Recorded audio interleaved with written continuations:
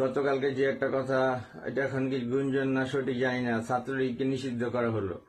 ছাত্রলীগকে নিষিদ্ধ করা হলে কোনো সমস্যা তো নাই। ছাত্রলীগ তো আওয়ামী লীগের সহযোগী সংগঠন না। ছাত্রলীগ একাই একটা সংগঠন, যা আওয়ামী লীগ গঠন হওয়ার পূর্বে, আওয়ামী মুসলিম লীগ গঠন হওয়ার পূর্বে ছাত্রলীগ গঠন হয়।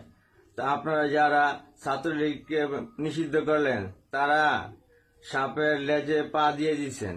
সাপের লেজে যখন পা দিচ্ছেন, আর এই সাপ সেই সাপ না, এই সাপ বিষাক্ত ভয়ঙ্কর সাপ।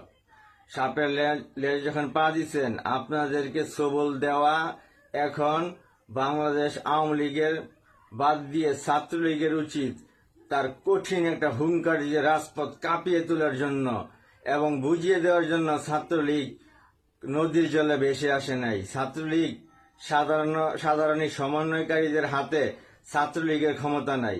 সার্জিস